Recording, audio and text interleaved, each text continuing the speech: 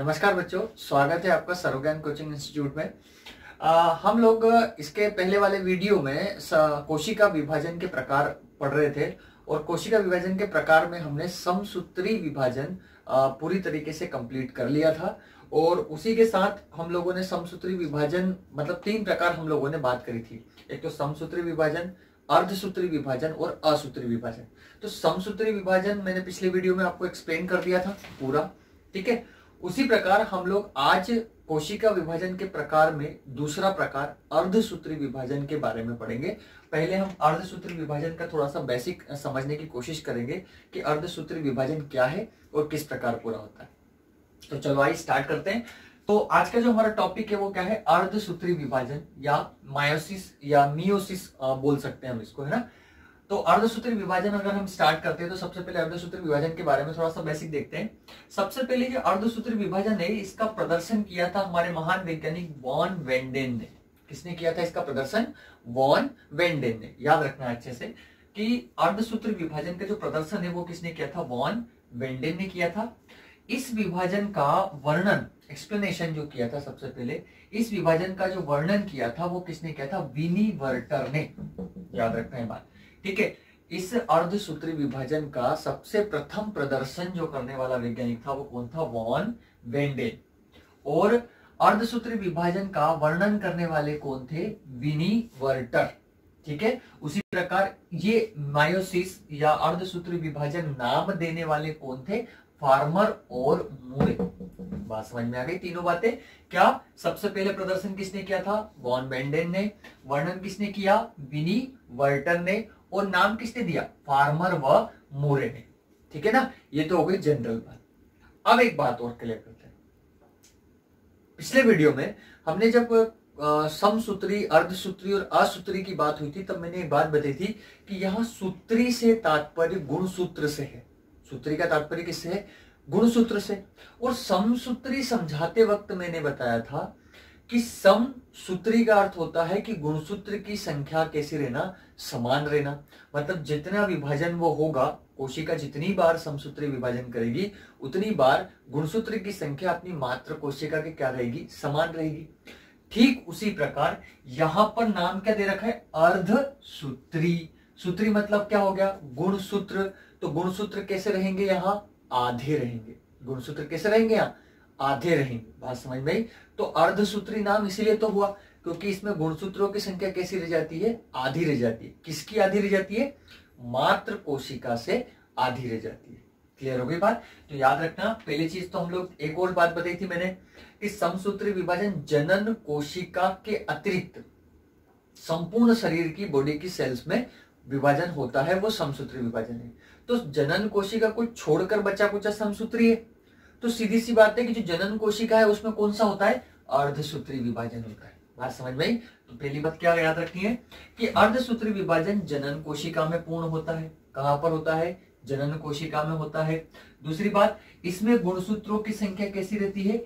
आधी रहती है। किससे? मात्र कोशिका से गुणसूत्र की संख्या कैसी हो जाती है? आधी हो जाती है। क्लियर?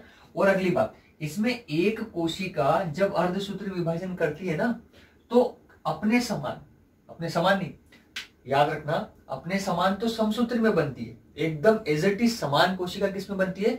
समसूत्री में बनती है। यहां पर क्या होता है कि एक कोशिका 4 कोशिका का क्या करती है? निर्माण करती है। और उनमें गुणसूत्र की संख्या कैसी होती है? आधी होती है। किससे? अपनी मात्र कोशिका से। बात समझ में? ये जो एक कोशिका है ये जब अर्धसूत्री विभाजन करेगी तो कितनी कोशिका का निर्माण करेगी? 4 सेल का, 4 सेल का, 4 कोशिका का क्या करेगी? निर्माण करेगी। और इस एक कोशिका में जितने गुणसूत्र होंगे आने वाली कोशिका में उसके गुणसूत्र की संख्या कैसी हो जाएगी? आधी आधी हो जाएगी। बात समझ में आ रही है? ठीक है। तो ये तो हो गया भैया हमारे अर्धसूत्री विभाजन का जनरल बेसिक कि भाई प्रदर्शन किया वॉन वेंडन ने, वर्णन किया किसने? विनी वर्टन ने, नाम दिया फार्मर और किसने? मूरे ने। ये जनन कोशिका में होता है अर्धसूत्री विभाजन। इसमें गुणसूत्र की संख्या अपनी मात्र कोशिका से कैसे रह जाती है? आधी रह जाती है। इसमें एक कोशिका से कितनी कोशिका बनती है? 4 कोशिका बनती है। ये तो हो गया जनरल से। अब आगे देखते हैं। मैंने आप लोगों को बताया था आप प्रकार को थोड़ी देर के लिए छोड़ दो, प्रकार से पहले चलते हैं, जहां मैंने कोशिका विभाजन जस्ट स्टार्ट किया था। तब मैंने बताया था कि किसी भी कोशिका को जब विभाजन करना होता है तो उसे बेसिकली 2 स्टेप से गुजरना होता है। एक तो इंटरफेस अंतरावस्था, जिसको हर कोशिका को उसे पूरा करना ही करना है। फिर उसके बाद आता है एम फेज, एम अवस्था या विभाजन अवस्था।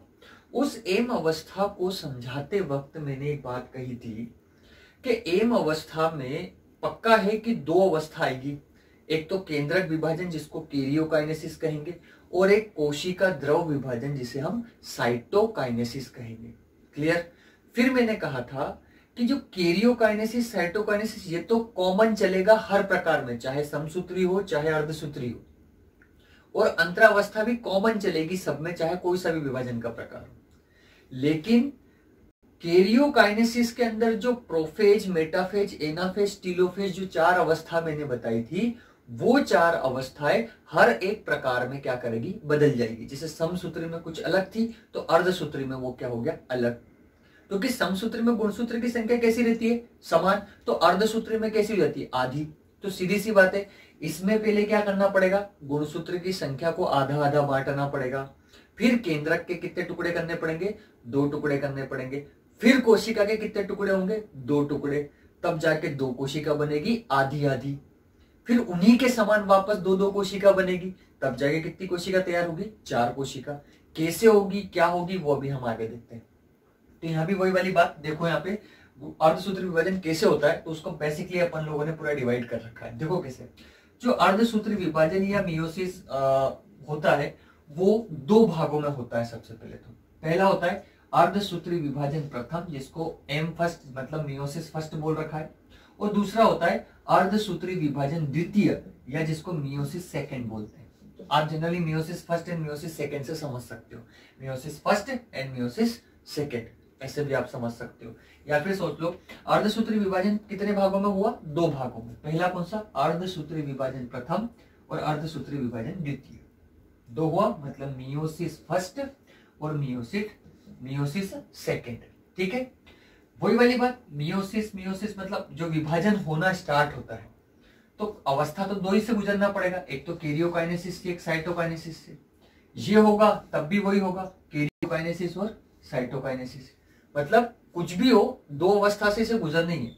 तो पहले अर्धसूत्री विभाजन प्रथम चालू हुआ, इसमें भी 2 अवस्था आई। एक आया कैरियोकाइनेसिस मतलब केंद्रक विभाजन। फिर आया कौन सा, साइटोकाइनेसिस मतलब कोशिका द्रव विभाजन। फिर हमने कहा था कैरियोकाइनेसिस भी अगर करना है तो उसे 4 अवस्था से गुजरना ही पड़ेगा। किस किस से, एक तो प्रोफेज से, एक मेटाफेज से, एक एनाफेज से, और एक किससे, टेलोफेज से। ठीक है, लेकिन देखो ये अर्धसूत्री विभाजन प्रथम है, ठीक है, और इसमें कैरियोकाइनेसिस और साइटोकाइनेसिस हो रहा है। तो याद रखना, इसमें प्रोफेज भी क्या हो रहा है, फर्स्ट, मेटाफेज भी क्या लिखाएगा, फर्स्ट, एनाफेज भी फर्स्ट, और टीलोफेज भी फर्स्ट। क्लियर हो रहा है बात? तो यहाँ पे प्रोफेज, मेटाफेज, एनाफेज, टीलोफेज वो की वही अवस्था है जो कि पहले आ चुकी है, पहले अपन क्लियर। बस यहाँ पे फर्क सिर्फ इतना हो रहा है कि इसमें 2 बार विभाजन हो रहा है। कितनी बार विभाजन हो रहा है, 2 बार, तब जाकर 4 कोशिका बनती है। कहा ना यहाँ पे, एक कोशिका से 4 कोशिका बनती है, तो विभाजन कितनी बार होता है, 2 बार। इसलिए हमने अर्धसूत्री विभाजन प्रथम लगाया, फिर अर्धसूत्री विभाजन क्या लगाया, द्वितीय। तो प्रथम अर्धसूत्री विभाजन होगा, उसमें भी कैरियोकाइनेसिस साइटोकाइनेसिस होगा। दूसरी बार होगा, उसमें भी कैरियोकाइनेसिस और साइटोकाइनेसिस होगा। तो इसके कैरियोकाइनेसिस में भी 4 अवस्था आएगी, और इसके कैरियोकाइनेसिस में भी 4 अवस्था आएगी। क्लियर? देखो इधर, तो इसके कैरियोकाइनेसिस ये फर्स्ट है, इसलिए prophase first, metaphase first, anaphase first, telophase first. ठीक है, वैसा का वैसे जैसे कि अपन पहले पढ़ चुके हैं। बस ये चेंज क्या हो, अर्धसूत्री विभाजन की जो प्रोफेज फर्स्ट अवस्था है, इसमें भी कितनी उप अवस्था आती है, 5 उप अवस्था आती है। कितनी उप अवस्था आती है, 5 उप अवस्था। कौन कौन सी? एक तो आती है लिप्टोटीन, जिसको अपन तनुपट्ट बोलते हैं। पहली कौन सी आती है, लिप्टोटीन या तनुपट्ट अवस्था। दूसरी कौन सी आती है, जाइगोटीन। दूसरी कौन सी आती है, जाइगोटीन या युग्मपट्ट अवस्था। तीसरी कौन सी आती है, पेकिटीन या इसको क्या बोलते हैं, स्थूल पट्ट अवस्था। पेकिटीन या कौन सी, स्थूल पट्ट अवस्था। और फिर कौन सी आती है, डिप्लोटीन अवस्था। कौन सी आती है? डिप्लोटीन अवस्था, या इसको बोलते हैं द्विपट्ट अवस्था। उसके बाद लास्ट कौन सी आती है? डाइकाइनेसिस, या इसको बोलते हैं पारगति क्रम। तो बात देखना, वापस से बता देता हूं। अर्धसूत्री विभाजन प्रथम होगा, उसमें भी कैरियोकाइनेसिस साइटोकाइनेसिस होगा। फिर जो कैरियोकाइनेसिस होगा उसमें वही 4 अवस्था आएगी, प्रोफेज, मेटाफेज, एनोफेज, टेलोफेज, लेकिन सब में क्या लगा रहेगा? फर्स्ट लगा हुआ रहेगा। फिर जो प्रोफेज आएगा उसे भी कितनी उप अवस्था में बांटा? 5। कौन कौन सा? एल, जे, पी, डी, डी। इस नाम से आप याद रख सकते हो, एलजेपीडीडी। एलजेपीडीडी मतलब leptotene, zygotene, pachytene, diplotene, diakinesis. बात समझ में आई? कौन कौन सी? Leptotene, zygotene, pachytene, diplotene, diakinesis. ये 5 अवस्था पूरी होने के बाद प्रोफेज फर्स्ट क्या होता है? कंप्लीट होता है। फिर वापस आगे की वही अवस्था जो पहले पड़ी थी, मेटाफेज होगी, एनाफेज होगी, टीलोफेज होगी, खत्म। उसके बाद डायरेक्ट कोशिका द्रव का विभाजन चालू हो जाएगा, साइटोकाइनेसिस। क्लियर होगा? कैसे होगी अवस्था पूरी, क्या होगा, ये अपन आगे पढ़ेंगे। और जब अपन इसको डिटेल पढ़ेंगे ना, तब उसमें और आगे पढ़ने को मिलेगा। अभी सिर्फ बेसिक आपको ये जानना है कि अर्धसूत्री विभाजन कैसे कैसे पूरा होगा। ठीक है, फिर क्या होगा? जब कैरियोकाइनेसिस की ये प्रोफेज कंप्लीट चालू होगी, प्रथम अवस्था बोली थी अपन ने इसको, तो प्रोफेज फर्स्ट जब चालू होगी तो इसको चालू होते पहले क्या चालू होगा? लिप्टोटीन चालू होगा। फिर इसके बाद कौन होगा? जाइगोटीन या युग्मपट्ट चालू होगा। फिर पेकिटीन चालू होगा। फिर डिप्लोटीन स्टार्ट, और फिर लास्ट में डाइकाइनेसिस होने के बाद, डाइकाइनेसिस के एंड में प्रोफेज फर्स्ट क्या हो जाएगा? कंप्लीट। फिर मेटाफेज होगा, फिर एनाफेज होगा, फिर टीलोफेज होगा, और टीलोफेज आने के बाद वापस से क्या होगा? साइटोकाइनेसिस होगा। जैसे साइटोकाइनेसिस होगा, साइटोकाइनेसिस होने के बाद जब साइटोकाइनेसिस कंप्लीट हो जाएगा, तब वापस शुरू क्या होगा? अर्धसूत्री विभाजन द्वितीय, मतलब मियोसिस सेकंड स्टार्ट हो जाएगा। और मियोसिस सेकंड स्टार्ट हुआ, वापस वही समसूत्री जैसा, इसमें भी वापस से कैरियोकाइनेसिस होगा, वापस से साइटोकाइनेसिस होगा। वापस कैरियोकाइनेसिस होगा, तब 4 अवस्था से गुजरना पड़ेगा, लेकिन इसमें सब पे आगे क्या लगेगा? सेकंड लगेगा। क्या लगेगा? Second. Prophase second, metaphase second, anaphase second, और टीलोफेज सेकंड। पर ये वापस वैसा का वैसा है, इसलिए डायरेक्टली लिख दिया पीएमएटी। ठीक है ना? Prophase second, metaphase second, anaphase second, और टीलोफेज सेकंड। और जैसे टीलोफेज सेकंड होगा, वापस साइटोकाइनेसिस शुरू हो जाएगा। मतलब स्टेप वही है, बस इनके टाइप्स बदल जाएंगे, किसमें क्या हो रहा है वो चीज बदल जाएगी, बट सब वैसे ही चलेगा। अब देखो, इसको और अच्छे से समझना है ना, तो किसे समझोगे? इसको नीचे मैंने बना रखा है, देखो ध्यान से। क्या होगा? एक कोशिका है द्विगुणित, जनरल कोशिका द्विगुणित ही होती है। एक जनरल कोशिका है द्विगुणित। अगर इसे अर्धसूत्री विभाजन करना है तो इसे 2 स्टेप में गुजरना पड़ेगा। फर्स्ट स्टेप ये, सेकंड स्टेप ये। अर्धसूत्री विभाजन के लिए बोला था ना, 2 स्टेप से गुजरना पड़ेगा। पहले ही क्या होगा? फर्स्ट स्टेप पूरा करेगी, पहला स्टेप। जब ये पहला स्टेप पूरा करेगी, तो इस पहला स्टेप का पता कैरेक्टर क्या है? इस अर्धसूत्री विभाजन प्रथम का एक ही कार्य है कि क्रोमोसोम की संख्या जो 2n है उसको n में बदल देना। किसमें बदल देना? n में। मतलब द्विगुणित कोशिका को अगुणित कोशिका में क्या कर देना? बदल देना। बात समझ में आ रही? क्या कहा? अर्धसूत्री विभाजन प्रथम का कार्य क्या है? गुणसूत्र की संख्या को आधी कर देना। समझ में आई बात? तो हमें जो एग्जैक्टली पढ़ना है ना अर्धसूत्री विभाजन में समझने के लिए, वो सिर्फ यहां तक है, क्योंकि इसके आगे जो चलेगा वो सब कुछ क्या है? समसूत्री के समान ही है। इसके आगे जो चल रहा है ना, वो पूरा समसूत्री जो भी हमने पढ़ा। इसके जस्ट पहले वाले, पिछले वाले जो वीडियो में जो हमने पढ़ा, वही समसूत्री विभाजन है ये। क्योंकि देखो n है तो n के समान ही 2n बनी। एक कोशिका से 2 कोशिका जो समसूत्री में बनती है, फिर ये एक कोशिका से 2 कोशिका। एग्जैक्ट पढ़ना किसे है हमें? सिर्फ ये वाली स्टेप, मतलब ये वाली स्टेप। समझ में आ रही? एग्जैक्टली हमें बस ये पढ़ना है। इसको पढ़ा मतलब अर्धसूत्री विभाजन पूरा क्या हो गया? कंप्लीट। तो अभी नेक्स्ट वीडियो में मैं आपको क्लियर करूंगा उसको। अब देखना आगे। तो इस अर्धसूत्री विभाजन में क्या होता है? एक द्विगुणित कोशिका होती है। वो द्विगुणित कोशिका सबसे पहले अर्धसूत्री विभाजन प्रथम, मतलब मियोसिस फर्स्ट स्टार्ट होता है। उस मियोसिस फर्स्ट में कैरियोकाइनेसिस होगा। कैरियोकाइनेसिस में जब 4 अवस्था आएगी तो उसके प्रोफेज में भी कितनी अवस्था से गुजरना पड़ेगा? 5 अवस्था से गुजरना पड़ेगा।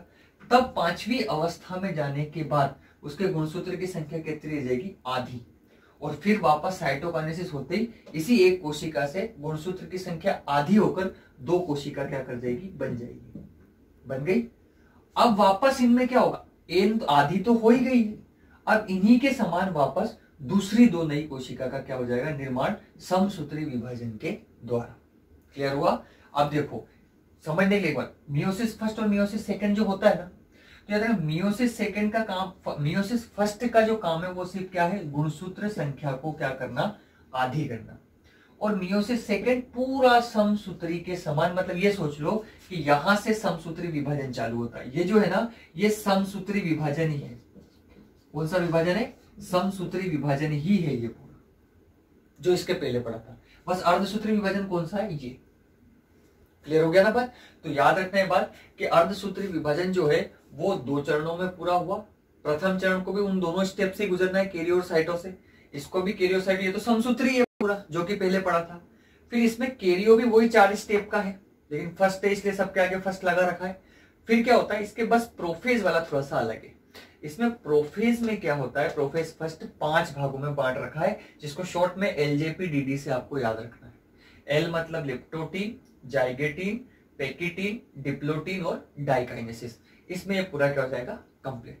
तो आइए, यहां तक की बात आप सबको क्लियर हो गई होगी, ठीक है। और अगर किसी प्रकार का कोई डाउट आपको आता है तो आप कमेंट बॉक्स में मुझे बता सकते हैं। Thank you.